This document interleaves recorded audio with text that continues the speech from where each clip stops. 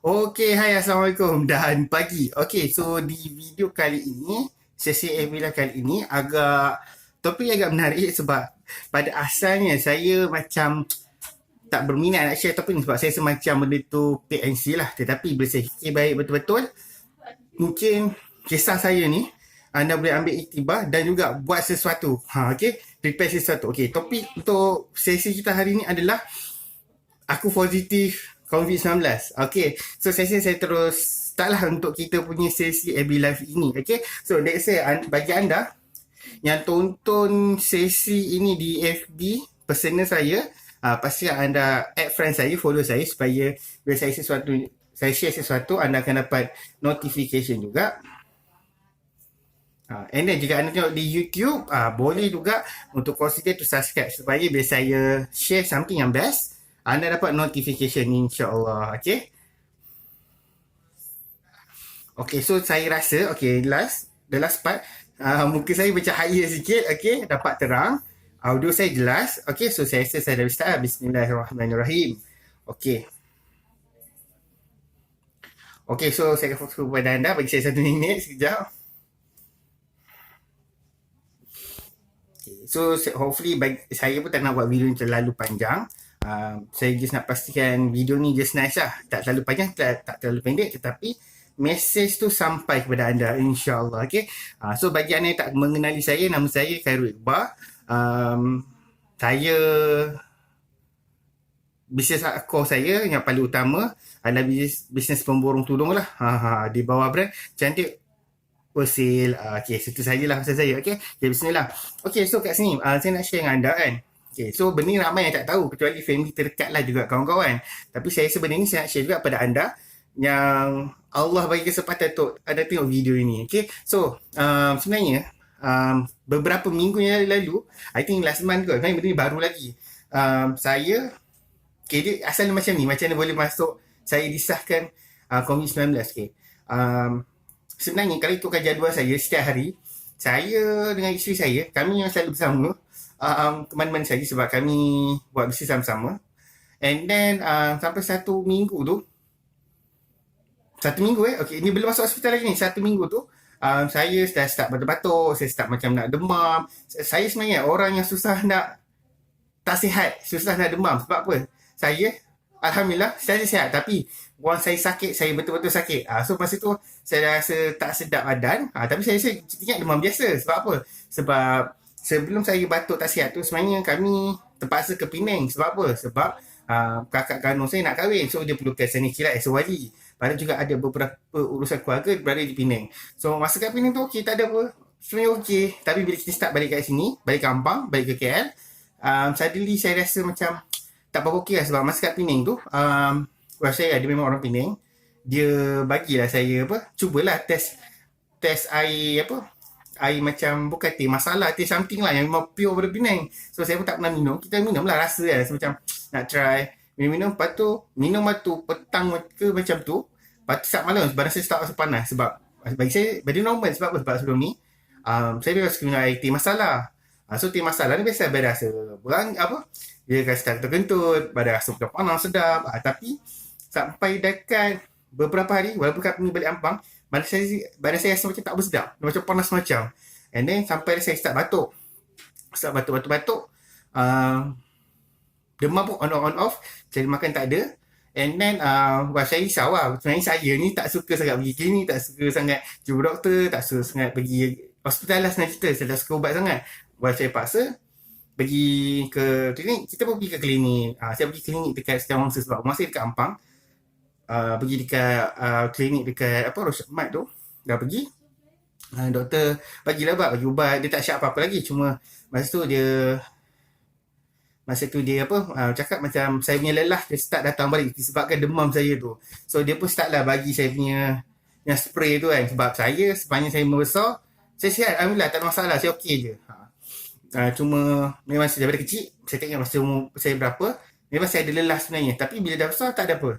Cuma masa jumpa doktor tu, doktor cakap you punya lelah ni macam datang balik. Kita pun okey lah kan. Saya pun okey sebab sebenarnya saya sihat. Dia cakap macam tu, saya okey. Sebab saya ingat lagi masa dekat seminggu tu, masa tu saya sebenarnya syak dekat pukul 4 pagi lebih lah. 4 suku kan. Allahu Akbar. Lepas tu saya start macam, Alhamdulillah. Dia macam tak nak nafas tau. Saya dah start takut lah. Tapi saya tak cakap bini saya sangat masa tu.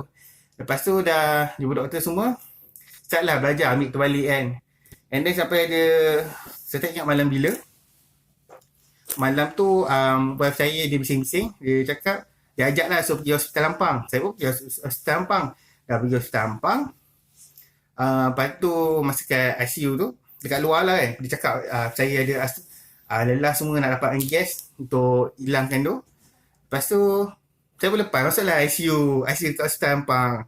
Dah masuk, kita pun ambil lah tu, ambil kan. Lepas tu doktor yang in charge masa tu kan, dia tengok saya lain macam, tengok paru-paru, dia cek suhu dan sebagainya. Lepas tu saya kena tahan lah malam tu.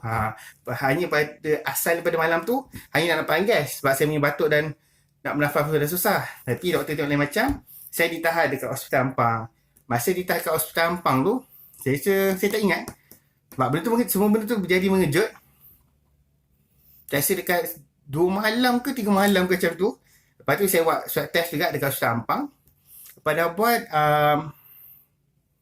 dah buat tu, saya disahkan ada COVID. Lepas tu saya terus ditendang terus ke hospital Sungai Buloh. Saya ditendang tu ke hospital Sungai Buloh. Sampai selipis saya pun tertinggal dekat hospital Ampang.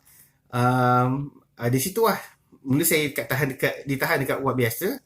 Kat hospital Sungai Buloh. Lepas tu sampailah saya dimasukkan ICU. Saya ingat saya masuk ICU tu pun dekat 5 hari. Macam biasa kalau dah masuk ICU, tak rupa orang lah. Masa tu, tak pernah seumur hidup saya, masa saya dah besar ni lah, pakai pampers. So, masa dekat ICU tu, saya start pakai pampers. So, redoi lah. Nanti dia sudah basuh-basuh lah apa kau nak buat kan. And then, masa tu, saya dah start pakai tu lah apa, yang kat hidung tu kan. Dah start pakai tu. Lepas tu, doktor dah start ambil darah. Kiri kanan bercocok lah. Macam ni lah dekat ICU lah. Dah ingat mati lah. Lepas tu, singkat-singkat 5 hari lah. And then dah keluar dari ICU tu, masih ditahan dekat ward dekat Sungai Buloh. Lepas tu, macam biasa dia bagi makan. Tiap-tiap hari dia akan cek darah, dia akan cek gula badan, masuk air, apa lagi. Sampai saya disahkan keluar daripada hospital. Okay. So, apa yang jadi sepanjang 12, kata wife saya 12 hari lah saya dekat hospital. Sebenarnya saya tak kira pun. Saya pun tak tahu berapa hari saya kat ICU. Sebab apa? Masa tu, dia mengejut. And then sepanjang masa dekat ICU tu, saya tak dibenarkan pegang phone. Masa tu pun, tu lah, kita bela. Lepas tu kita rasa macam tak larat nak bangun. Tak sihat. And then sampai dah keluar dari ICU, saya dibenarkan pegang phone. So, masa tu, start lah berurusan. Saya contact balik ejen saya contact balik customer kan, sebab ada yang dah buat payment, macam-macam. Lepas tu, saya start contact wife saya. So, kat sini, apa yang saya nak cakap, beberapa poin saya tentang perkara ni adalah, okay, yang pertama sekali, so, I think you dah faham lah kan macam saya kena kronologi untuk sebenarnya kena COVID-19 tu. Masa tu, seingat saya, beberapa hari sebelum saya keluar dari hospital tu, doktor suruh, dia nak tahulah berapa berat badan. Masa tu berat badan saya ada 98. Sedangkan sebelum masuk hospital tu, berat saya dekat 100 jugalah. So, banyak kat turun berat badan tu. Aku kurus lah. Tapi lepas dah keluar hospital, subhanallah, makan ni macam naga.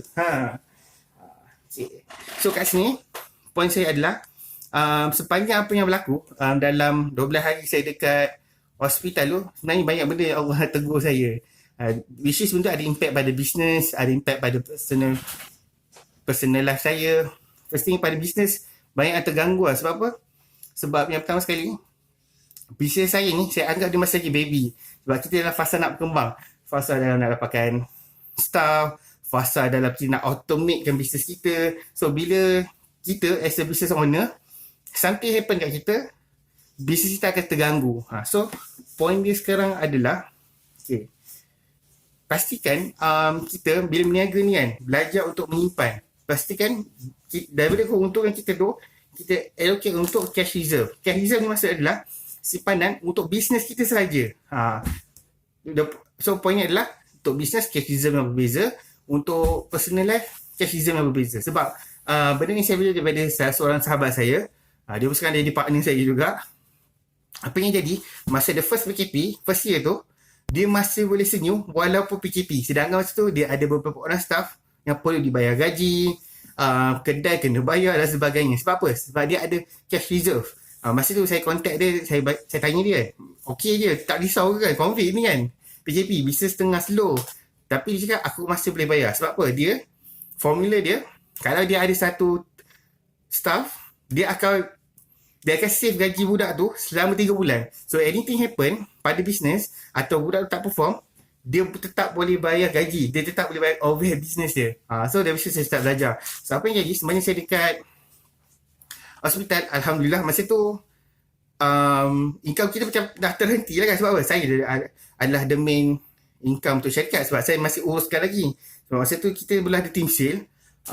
And then Alhamdulillah, sebenarnya masa tu wife saya dan company masih boleh survive. Sebab apa? Kita ada sedikit cash reserve masa tu.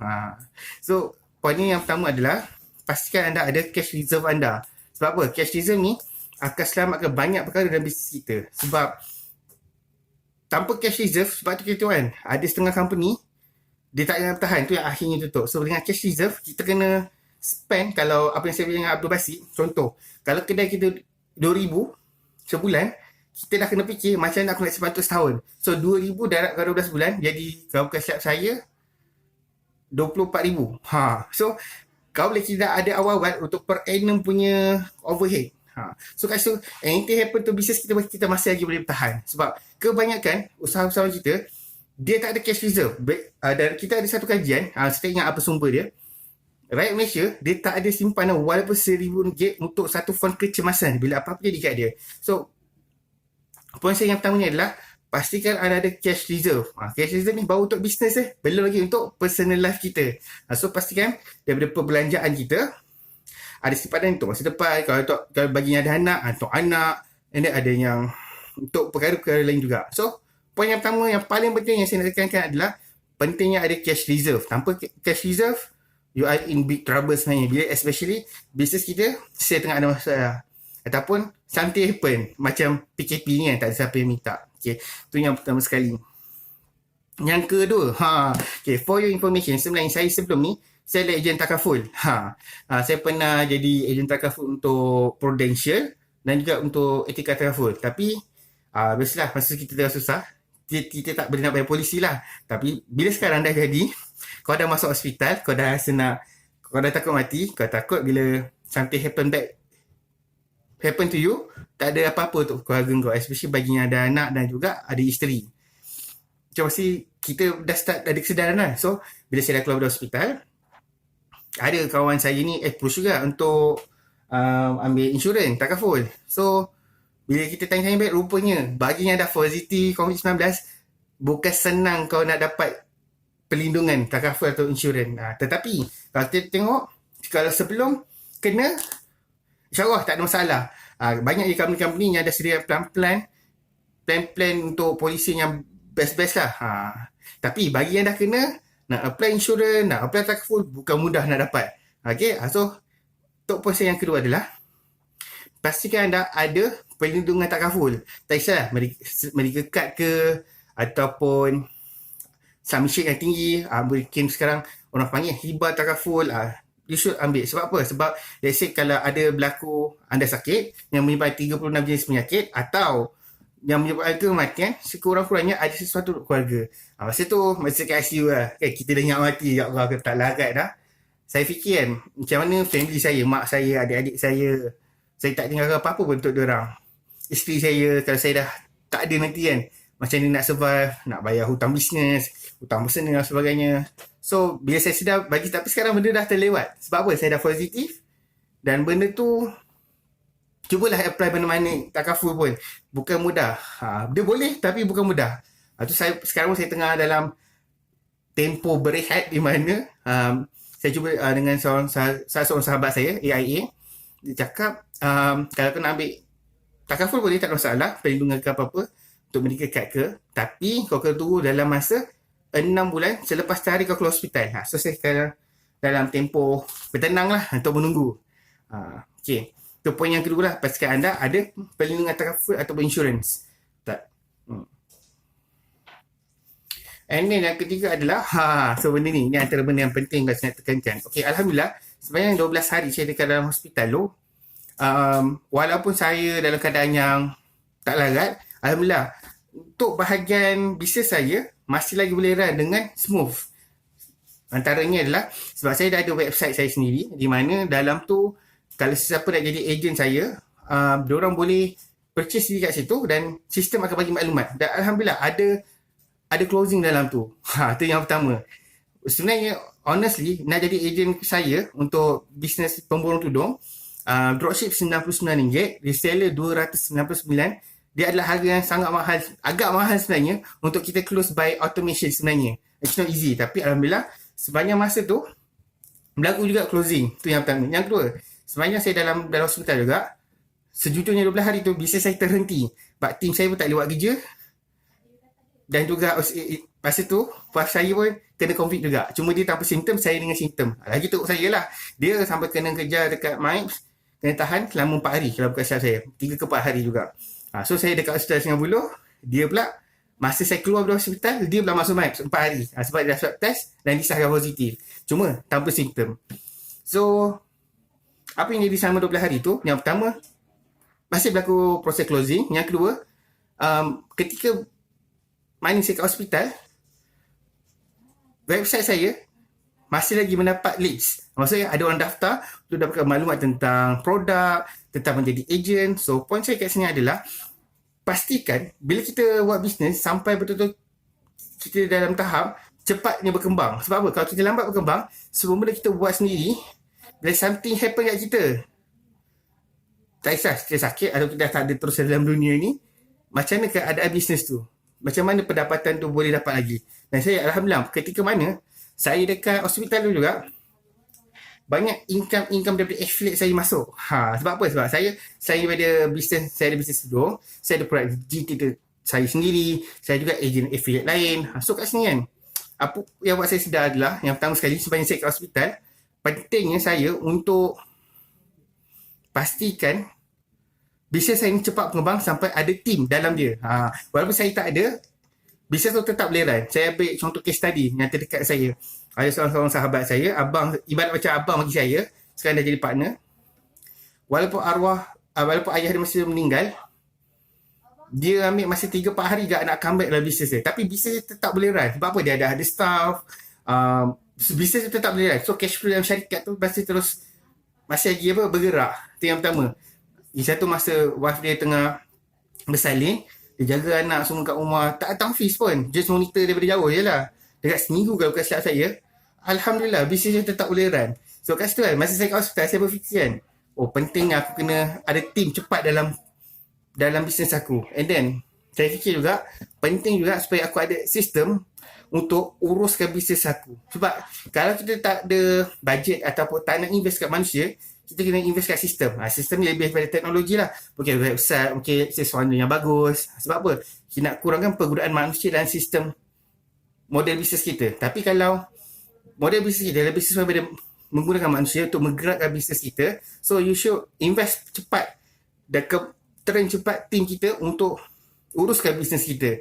So, apa yang berlaku masa semua yang COVID-19, sepanjang saya berada dalam hospital tu, apa yang saya sedar, yang pertama, saya kena cepat berkembang. Yang kedua, baru masa tu saya sedar betapa berbaloi saya buat automation dalam bisnes saya. Sebab apa? Walaupun saya kat hospital, masih berlaku lagi closing tu. Cuma, macam saya pun masih belajar.